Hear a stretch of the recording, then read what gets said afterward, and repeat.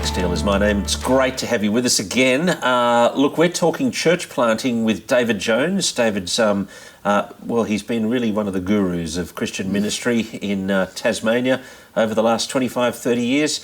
He's been involved in planting 5 churches and repotting, revitalising 2. And he's with me now. David, thanks very much for joining us. Good to be here. David and his wife Ruth were super hospitable to my wife Kathy and I and our 3 kids. It was really good for us a couple of years ago we were down speaking for you. Yes, at the Tasmanian Christian Convention. And we spent a week in your house. And for us as a couple, neither of us who've grown up in evangelical homes, to just kind of learn from somebody a little bit older and wiser than us, it was just a terrific time. David, let's take us back. 5 church plants, 2 revitalisations. I'm going to ask you about some common themes between them, but why don't we just do a little bit of kind of digging about what they variously were. Take us back to the beginning in the 70s. Yeah. Okay, so I began ministry in Wales. I'm from Wales originally, as you probably tell by my accent. And in the Presbyterian Church of Wales, it's also known as the Calvinistic Methodist Connection. So same denomination, 2 names. And I went, this isn't a good way of entering ministry, but I went straight from school into theological college, studied theology at the university, and then straight into ministry, which I wouldn't really recommend as a pathway into ministry. So really at 22, you've given charge of a church? Yes. I was converted in a dead church, studied theology at the university, never sat under under biblical preaching. And so it was being thrown in at the deep end, really. I think my theological convictions I learned through student conferences, listening to people like Martin Lloyd-Jones, John Stott, at student conferences, and reading good books, but not from the theological course itself. So, and I'm just saying that just by way of background, but I wouldn't recommend that as a way. No. I think there's, you need to set yourself up for a lifetime of ministry, really, and have a really decent theological education, and that's one of the big regrets that I've had, really. So I didn't go into ministry thinking I'm going to be a church planter or a church revitalizer or anything like that. I just found myself in a country parish, in a liberal denomination, and my only justification for being in a denomination like that was that we were trying to reform things and bring them back to Scripture, and I just knew that sooner or later I'd hit a brick wall, basically, and I wouldn't be able to, I would have to sort of, leave. Which is what happened. It sounds like, as you say it, what did you call it, the Calvinistic Methodist? Calvinistic Methodist, yeah. It's kind of a tragedy for that. A denomination branded in John Calvin's name too. Yeah, it's the main denomination in Wales. It was historically. There isn't an established church in Wales, and it's gone liberal in the 70s, and really some of the trauma that the Anglican Church is going through at the moment. It sounds like they were going through in the 70s. Yes, look, in 73, I was ordained in 73, and almost immediately at the next assembly meeting, they passed a resolution inviting all the evangelicals to leave the denomination. To leave? Yeah. That was overturned by the General Assembly, but it gives you an idea of where things were at. Okay, so 23 years old are you? Yes, like that? something like that, 22 I think, and thrown out. Well, yes, really, yeah. But having a feeling that I had a responsibility towards the people I'd been ministering to, we decided to stay in this small country town. And so what, you moved to the school hall? Or Yeah, well, yes, we did, yeah. I can't remember where we first met. We met in the schoolroom of a Baptist church, I think. Yeah, and so gathered a congregation, small congregation. We were suddenly without any income, only just married, without anywhere to live. We lived in a burnt-out house for 18 months with no electricity, no running water in the house, just charred beams in the ceiling upstairs. It was an interesting time. It was an interesting time. So we gathered a congregation then, which still exists. It's still a fairly small congregation, but it's always had full-time ministry. And that was, how many years ago? That's 40 years ago. More, yeah. So, so that's church plant number one? Yes. Okay, yeah. Number two? Well, in terms of church, so after that we moved to London, and that was a church revitalisation thing, really. So we were in inner city London for 12 years. And again, a little hodgepodge church? Or what it was a church with a strong tradition of hyper-Calvinism. Oh, really. no, you were telling me. Ian Murray. Ian Murray was there, yeah. Ian Murray and Howell Jones. Howell Jones was the principal of London Theological Seminary. They followed each other, and it took both of their ministry really to get rid of the hyper-Calvinism, and I came on the tail end of that. So I was called to a church that would seat 800 people with 33 members in inner city London. And so the auditorium seated 800? Yes, yeah. And it's cold? Well, they'd stopped meeting there because they were meeting in a hall behind the church. Right. Which was a sensible thing to do, I think. And so the auditorium's sitting empty? Yeah. And so what did you do? Well, I just preached. I preached the Bible week by week. We started a prayer meeting. This is a common theme, I think, that runs through everywhere I've been. I'm very much persuaded about kingdom-centered congregational praying. Uh-huh. And so everywhere I've been, I've tried to make that a priority. And so, for example, one of the ways we do that would be to say, okay, this week the church is meeting for prayer. Nothing else is going to happen. Everything else is cancelled because this is what we're doing as a church this week. Yeah. And so you're sending the message, okay, this is important. We've got to give ourselves to prayer and the ministry of the word. And often we pay lip service to the prayer bit. You know, we work hard at our preaching and preparing the sermons and so on. Yeah. But the idea of coming together to pray, because we're not praying for the work, that prayer is the work that we're doing, you know. Mm-hmm. To teach a congregation that is an uphill. So I'm looking for through lines, and one of the through lines of your ministry has been... Everywhere I've been, I've tried to establish a congregational prayer meeting. Okay, and how frequently? Well, it varies in place to place. It's ideally, I would like it to be every week, mm-hmm. but that's not really practically... Well, you can't cancel everything every week. Not really, no. We have gospel communities and Bible study groups and all sorts of things.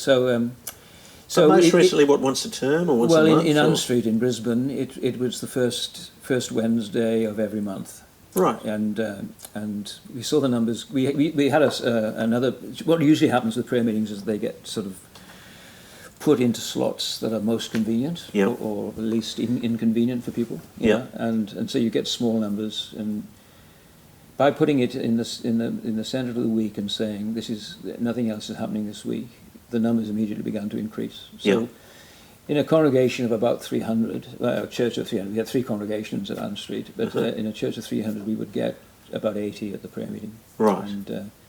And it would be a word of exhortation, not a sermon, because I think what often happens is that it becomes a Bible study and a prayer meeting, and the Bible study takes over and the prayer gets squeezed out. Yeah. So it's focused praying, praying for conversions, praying for the extension of the kingdom. It's something that you need to, I think, cast vision for. Show people how to do it. Yeah. Be ruthless with people who are misusing, the space for their own promotion or things. Yeah. Well, that's right. When I'd say no politics. Yeah. And no preaching. Remember, you're talking to God.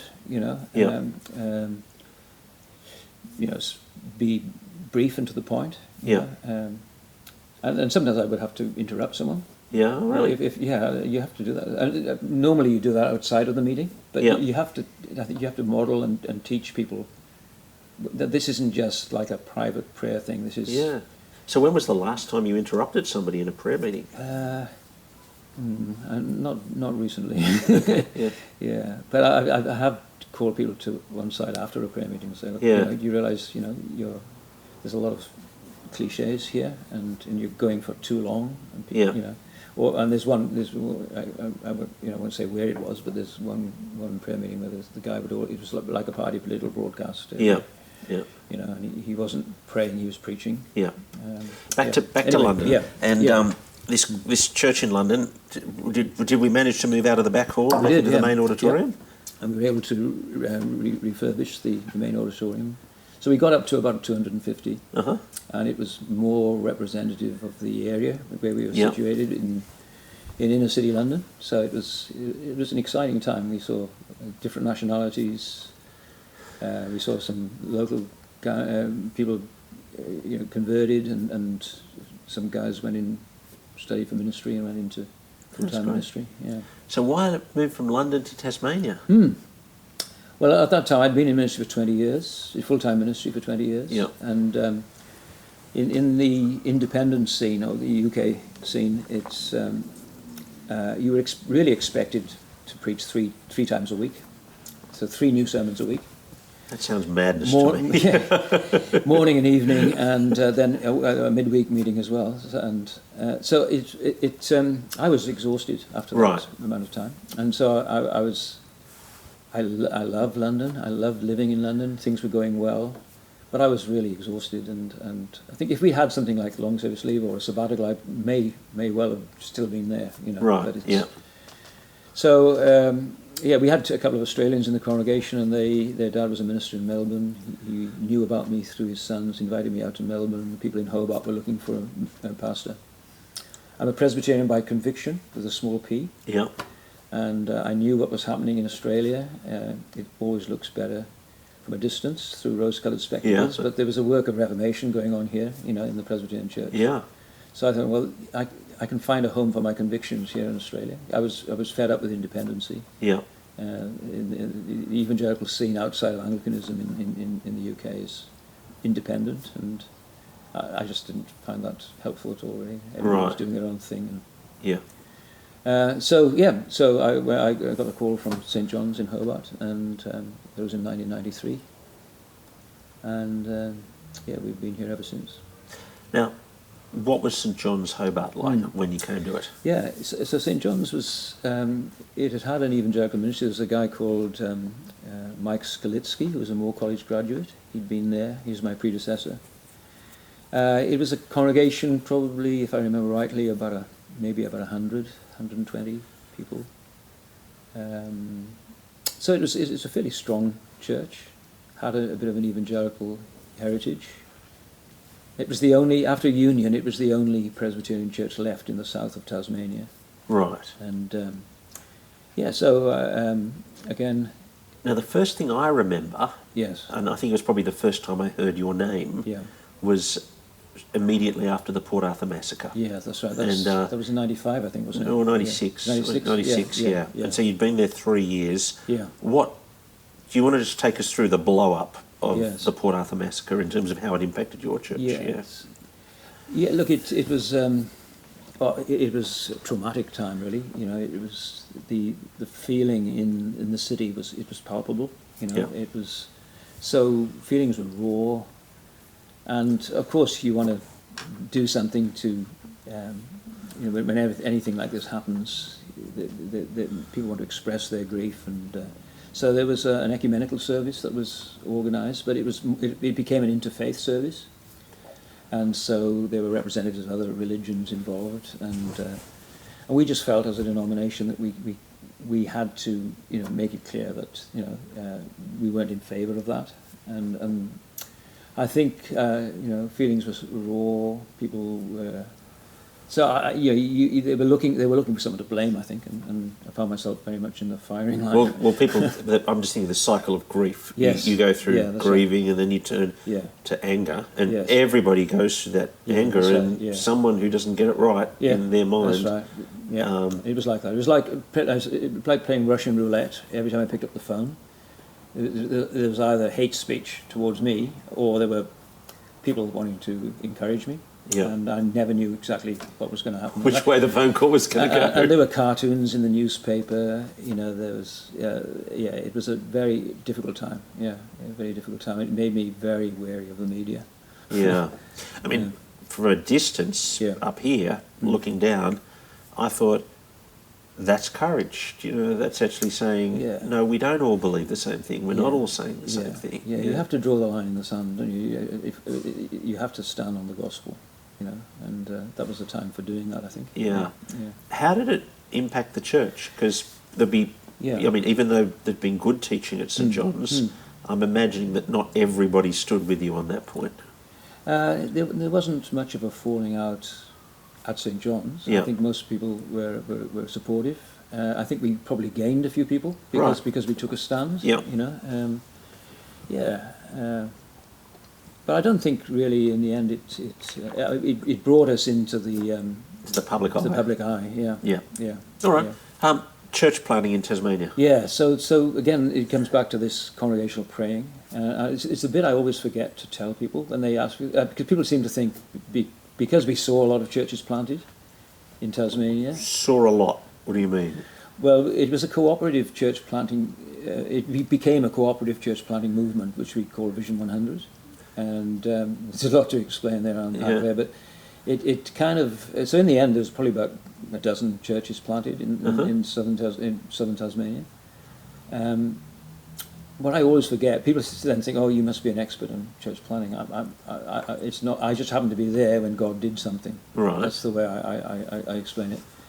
And the bit I always forget is that this movement was birthed in the congregational prayer meeting, and ironically, you know, the people who'd been praying for new converts had the most. Some of the people who'd be most eloquent about praying for the new converts had the most difficulty accepting them when they turned up. Really? Yeah, there was a lot of. Actually, I've heard some. Yeah. You planted some churches, or people joined and from different people groups, or something like that. Yeah, or there was what happened is that but people were again the congregational prayer meeting was building up. We had about 80 or 90 people in the prayer meeting, and this was fortnightly. Yeah. And people were praying specifically for conversions. And God just opened up a whole network of relationships. And in the end, there were about 150 conversions at the end of the 90s. And a lot of these were people from non-church backgrounds, and some of them were still at school, hadn't started uni yet. And that was a big influx in a church. I mean, St John's was already about 300 people in a fairly small building. Yeah. And then when you got these sort of numbers of new converts coming in, that led to a lot of tension building up. There was a big disruption, really, a disagreement in how to handle the new converts, what to do with them. What was the problem with them?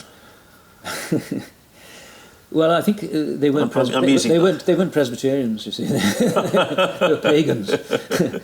Yeah, and I mean, I think one of the sad things about it was that I could see, and some of my colleagues could see, that these guys, not only were they clearly converted, and evangelistically zealous, but they were also not just potential leaders, but leaders of leaders, and that's how it's turned out to be, actually. But some of the power brokers just couldn't see that, I remember one guy dismissing them as a bunch of ferals, and because they came with dreadlocks, and one of them came with dreadlocks, they didn't always wear shoes on their feet. They didn't fit in to a Presbyterian church. So I could see that either they, and there's a lot of tension building up, either they would kind of just disappear. And you'd lose all that great evangelistic... Or more likely, because they were all converted at the same time and they all knew each other, they would try and do church themselves. So one of the things I learned from Lloyd Jones, really, and being in the UK, was that it was the issue between Stott and Lloyd Jones, really, the difference between schism and secession. Yeah. Lloyd Jones was about visible gospel unity, that we owe it to one another as evangelicals across the denominations to stand together, not to form another denomination, but to be visibly, connected with each other. And to separate from those in our own denomination who preach another gospel, which he would, regard as you secede from that. And that was the issue back then in the 60s. There Stott and Lloyd Jones. So I'm very clear about it. So I was in a denomination now which was not liberal. I had a bunch of young Turks, if you like, angry young men who were not being well treated, and who needed to be taught Jesus. That's right, and discipled, and so. I didn't. I didn't want to see a secession. I didn't want them to go and do their own thing. And so I in the end, anyway, the system worked and the presbytery got involved and they gave me permission to plant a church with these new converts, as long as I resigned from St. John's. So you left St. John's and went off and did another church plant? So I left St. John's and we... with this bunch of ferals? Yeah, a bunch of ferals. Yeah. We met on the Domain in Hobart, and it started off, that was the name of the group. They wanted to call it In the Colosseum, but I persuaded them that on the Domain might be better than In the Colosseum. And that became the Crossroads Church, Right. And then after a few years, we had a cooperative church plant between some of the Crossroads guys, and the Kingston Reformed Church gave us some of their families, and we formed the Cornerstone Church. So I gathered the Cornerstone congregation, and then we recruited a guy to lead Cornerstone from Western Australia, and I moved out with about 40 people to start the Mount Stewart Church. Right. And from there I went up to Anne Street. Yeah. So I think when I visited you, you were doing Mount Stewart. Right, okay, yeah. Now, and then I remember you saying to me, I think you were 62, that you were leaving Mount Stewart to go and give the last 5 years of your working life that's right. to this revitalisation in Anne Street. Yeah. So tell us about that. I mean, we're moving from, I suppose, suburban Hobart to right in the central business district of Brisbane. Yeah. And this is Anne Street. The congregation was formed in 1849, so it's one of the oldest churches in the city. But kind of a bit sleepy when you went there. Yeah, it was again a faithful church in lots of ways, but it was I think probably about 100 people, spread mainly elderly, certainly Anglo-Saxon or Celtic, very Presbyterian, really spread out around the city, so the only time they really saw each other was for an hour on a Sunday, really. And if you're elderly and Presbyterian, then there's really a ticking time bomb on the church, do you know? There was a lot. I mean, I was surprised at how much spiritual life there was in the church. From a distance, I didn't realise it was quite as healthy as it turned out to be. There were some really, really godly and faithful people there who we really came to appreciate. So those 5 years were really a really good time. But so how did it change in that 5-year period? Well, it changed dramatically, and the culture of the church changed. The numbers increased, the demographic changed.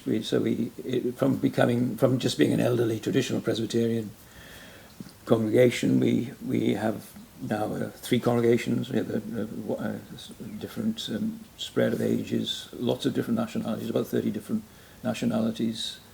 Brisbane's quite a vibrant city now. There's a lot of people from all over the world there in Brisbane, and through our English as a second language ministry, we saw people, connect with the church. There's also a Korean congregation that meets as well in our building.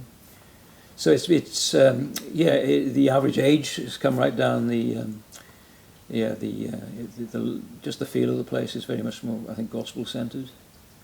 But again, there was no kind of. It was just basically prayer and preaching, I think.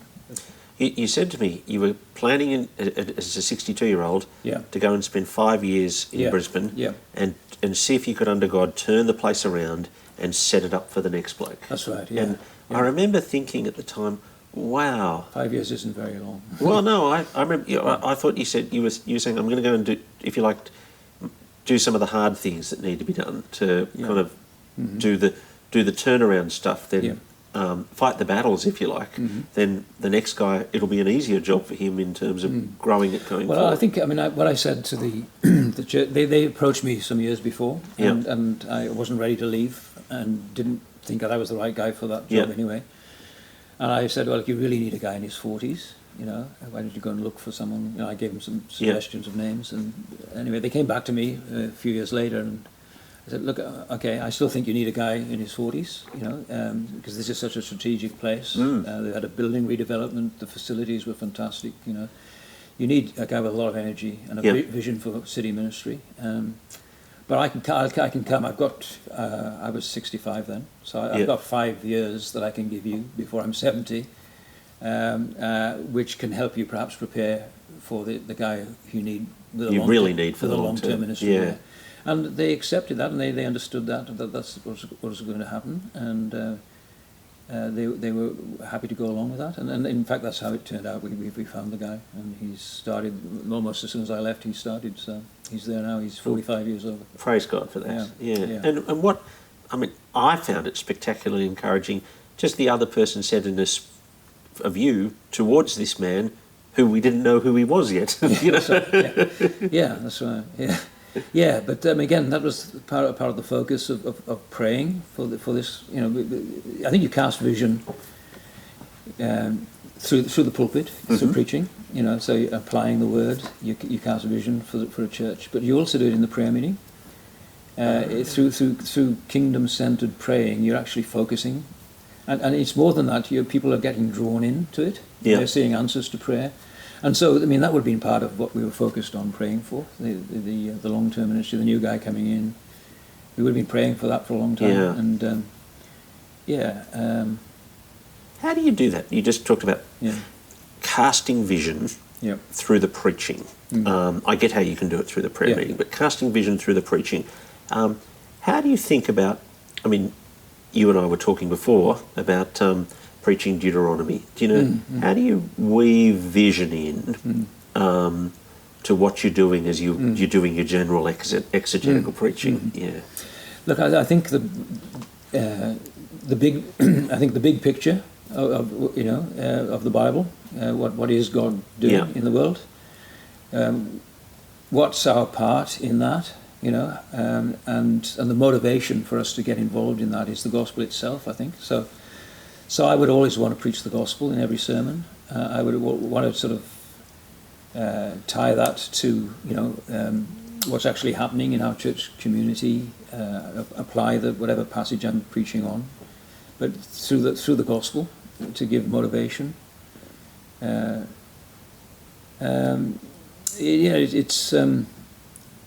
So with a book like Deuteronomy, for example, I think it's a gospel book. Moses is preaching the gospel there.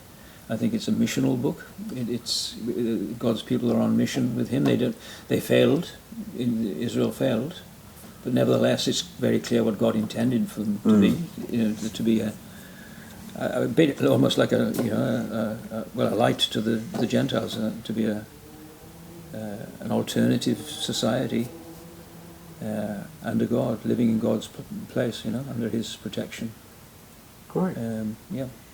So keeping that big picture before people and showing them where they're at in terms of where that picture is going.